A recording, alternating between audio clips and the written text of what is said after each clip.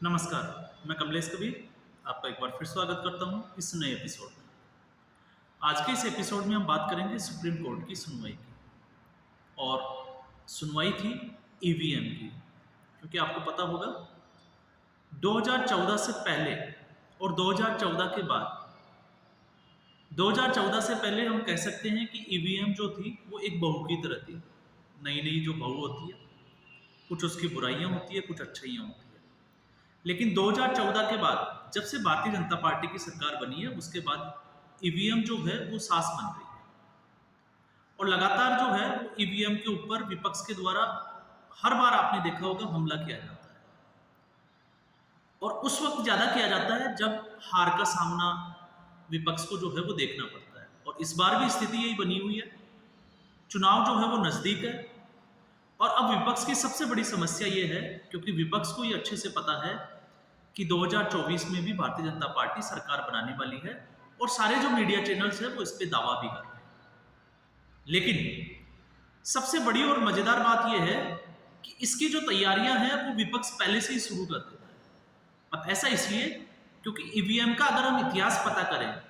तो ऐसा नहीं है कि ईवीएम जो है वो भारतीय जनता पार्टी लेके आई है।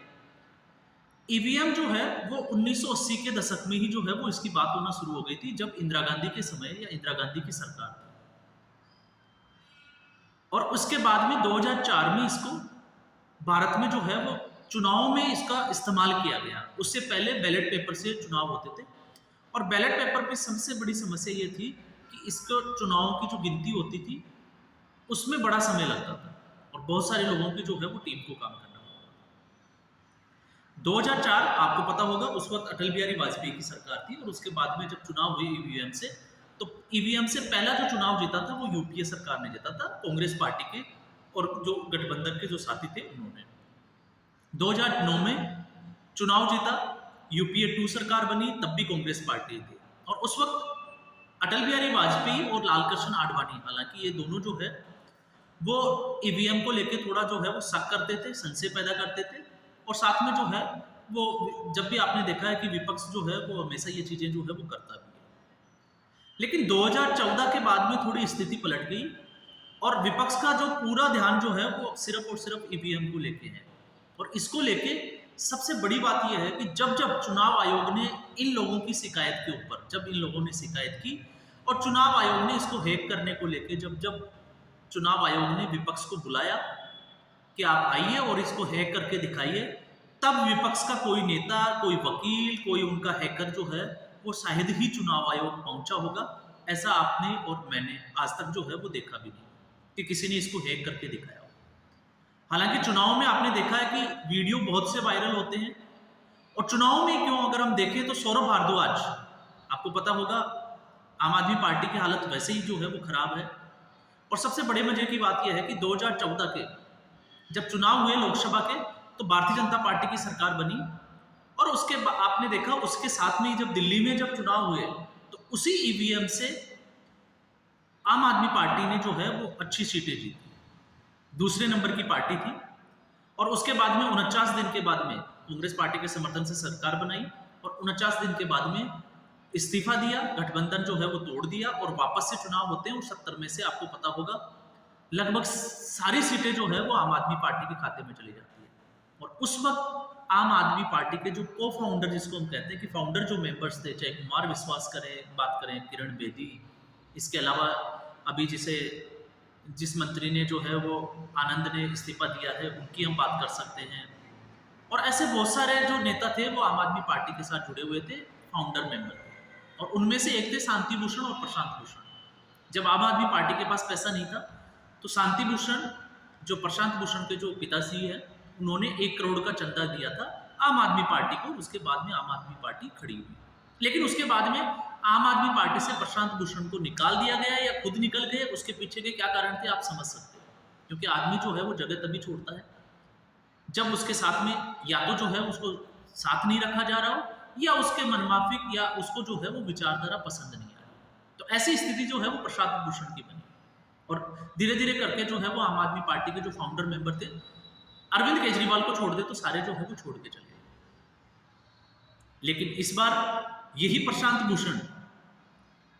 अब याचिकाएं लेके जो है वो पहुंच जाते हैं, और लगातार आपको पता होगा सोशल मीडिया के ऊपर भी एक जो है वो पूरा माहौल बनाया गया है कि ईवीएम जो है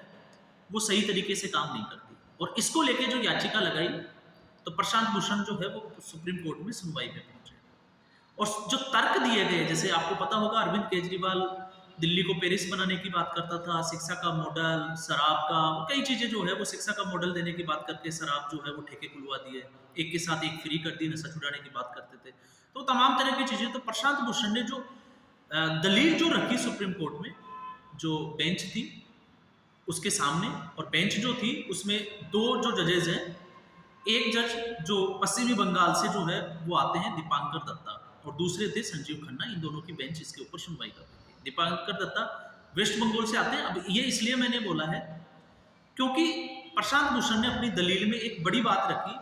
कि जर्मनी जैसे विकसित देश जो है वो ईवीएम से वापस जो है वो बैलेट पेपर पे आ गए। तो दीपांकर दत्ता की अगर आप टिप्पणी सुनोगे इस बात को लेकर, तो दीपांकर दत्ता ने कहा कि पश्चिमी बंगाल, जिस राज्य से मैं आता हूँ, उसकी जो आबादी है, जनसंख्या है, वो जर्मनी से ज्यादा है, तो क्या हमें जर्मनी से सीखना पड़ेगा इन बातों को लेकर। अब आप सोचिए कि एक वकील की दलील पे अगर कोर्ट का कोई जज जो है वो इस तरह की टिप्पणी दे तो कितना बड़ा मुश्किल होता होगा उस वकील के लिए। उसके बाद में उन्होंने कहा, एक बात और रखी थी उन्होंने, कि जो मतदाता है वो भी जो है वो ईवीएम को सबकी नजर से देखते हैं। और जब जजेस ने ये पूछा कि आप ये किस आधार पे कह रहे हैं, तो उन्होंने बोला कि एक निजी सर्वेक्षण जो है उसके आधार पे हम बोल रहे हैं। तो उन्होंने कहा कि निजी सर्वेक्षण को हम नहीं मानते। और एक सबसे बड़ी बात ये थी कि ईवीएम जो है वो पब्लिक सेक्टर की जो कंपनी है वो बनाती है, मतलब उसके ऊपर सारा नियंत्रण जो है वो सरकार का रहता है। तो इनडायरेक्टली कहने का मतलब ये था कि इस वक्त जो मोदी सरकार है उसका नियंत्रण उसके ऊपर है, इसलिए वो कुछ भी कर सकते हैं। तो सुप्रीम कोर्ट ने इसकी बात का जो जवाब दिया वो बड़ा मजेदार था, और मजेदार ये था कि अगर क्या कोई प्राइवेट कंपनी ईवीएम बनाए तो क्या आप खुश हो जाओगे? तो यहाँ पे जब कोर्ट ये कहता है कि आप खुश हो जाओगे, तो आप समझ सकते हैं कि कोर्ट का इंटेंशन क्या होगा। तो ये लड़ाई जो है वो सास बहू की लड़ाई से ज्यादा और कुछ है नहीं, क्योंकि अगर फेवर की बात हो जाए तो खुश हो जाए, और नहीं अगर फेवर की बात है तो फिर आप उसके विरोध में खड़े हो जाओ। हालांकि चुनाव आयोग को भी इसमें जो है वो सुप्रीम कोर्ट ने एक जवाब जरूर मांगा है, और जवाब ये था कि क्या ईवीएम से छेड़छाड़ करने वालों के लिए कोई सख्त सजा का प्रावधान है, और अगर ऐसा है तो वो अपनी रिपोर्ट जो है वो सुप्रीम कोर्ट को सबमिट करे, और आगे की जो डेट है वो दे दी गई है। अब आगे की जो डेट है वो 29 अप्रैल की है, और विपक्ष की सबसे बड़ी समस्या ये है कि अब चुनाव जो है पहले चरण के वो 19 तारीख से ही शुरू होने वाले हैं। तो विपक्ष ये चाह रहा था कि सुप्रीम कोर्ट जो है वो ईवीएम को लेकर चुनाव आयोग या सरकार को कुछ ऐसी टिप्पणी करेगा जिसका फायदा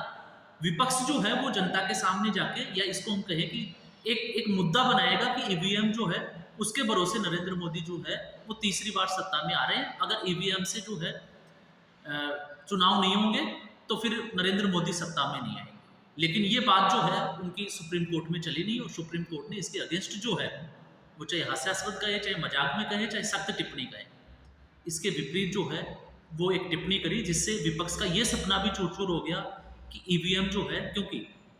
जब तेलंगाना की हम बात करें, कर्नाटका की, तो कर्नाटका और तेलंगाना दो दक्षिण भारत के ऐसे राज्य हैं जिसमें भारतीय जनता पार्टी की हार होती है विधानसभा चुनाव में। तो अगर ईवीएम में सेटिंग हो पाती या ईवीएम में कुछ कर पाते तो भारतीय जनता पार्टी तेलंगाना और कर्नाटका नहीं जीत लेती। ये एक बड़ी जो है वो बड़ी बातें सामने आ जाती है। क्या दिल्ली की जब सभी सीटों के ऊपर, चाहे 2014 हो चाहे 2019 हो, जब भारतीय जनता पार्टी जीत हासिल करती है,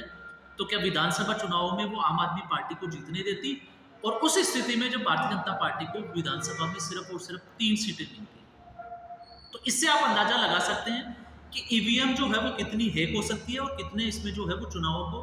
प्रभावित, या चुनाव का जो परिणाम होता है उसको प्रभावित किया जाता है। और जब वीवीपैट की बात करते हैं, क्योंकि वीवीपैट जो है वो सिर्फ एक टेस्टिंग के लिए होता है कि अगर किसी को शक है, मतदाता को अगर लगता है तो वो शिकायत कर सकता है, और शिकायत करने के बाद में उसको एक मौका मिलता है कि वीवीपैट से एक पर्ची निकलती है, और उससे ये साफ हो जाता है कि जिस पार्टी को उसने वोट दिया है उस पार्टी का चुनाव चिन्ह उस पर्ची के ऊपर आ जाता है। तो वो एक मिलान करने के लिए, लेकिन हर मतदाता को ऐसा किया जाए जो प्रशांत भूषण ने जो अपनी दलीलों में रखा, तो वो भारत जैसे इतनी बड़ी आबादी वाले देश में जो है वो पॉसिबल नहीं है। जबकि केंद्र सरकार जो है वो 1 नेशन 1 इलेक्शन की बात कर रही है, तो ऐसी स्थिति में वीवीपैट से और बैलेट से जो चुनाव प्रक्रिया है वो कैसे संभव होगी इतने बड़े देश में? इसका हम अनुमान भी नहीं लगा सकते, और अगर अनुमान लगाएं तो इसमें कितना समय और कितना पैसा जो है वो खर्च होगा। तो ये स्थिति जो है वो विपक्ष की बनी हुई है। हालांकि कई बार आपने देखा होगा चुनाव के बीच में जो है वो बहुत सारे वीडियोज भी वायरल होते हैं, क्योंकि मैंने सौरभ भारद्वाज की बात की थी, वो तो ईवीएम मशीन ही जो है वो कोई विधानसभा में जाके, और क्योंकि विधानसभा की जो बोला जाता है तो वो जो आपको पता होगा कि उसके ऊपर जो है वो विपक्ष कुछ भी नहीं कर सकता, या सत्ता पक्ष जिसके खिलाफ बोला जाता है वो कुछ नहीं कर सकता, मानहानि का केस भी नहीं कर सकता। और कांग्रेस पार्टी ने तो लंदन में ईवीएम को लेकर जो है वो प्रेस कॉन्फ्रेंस भी कर दी थी। तो ये बात तो करते हैं ये विकसित भारत की, लेकिन आप देखिए कि जब हार सामने है तो फिर इनका डर और ये जो है वो किस तरह का, क्योंकि इसमें एक महमूद पराचा जो जम्मू कश्मीर से अपना जो है वो वास्ता रखते हैं वो भी इसमें कूद पड़े, आपको पता होगा, सोशल मीडिया पे आपने देखा होगा। तो इनकी स्थिति ये बनी हुई है कि 2024 में जब ये हार रहे हैं तो इनके लिए एक बहाना तैयार है, और हो सकता था कि इनको थोड़ी उम्मीद भी हो कि सुप्रीम कोर्ट कोई ऐसी टिप्पणी करे जिससे इनको चुनाव में जो है फायदा हो, लेकिन अभी ऐसा होता हुआ तो दिखता नहीं। तो एक तरह से अगर हम देखें तो ये विपक्ष का और प्रशांत भूषण जैसे वकीलों का ये सपना जो है वो चूर चूर कर दिया सुप्रीम कोर्ट ने। तो आज के एपिसोड में बस इतना ही, फिर हम एक नए एपिसोड में नए मुद्दे के साथ हाजिर होंगे, तब तक के लिए नमस्कार, धन्यवाद।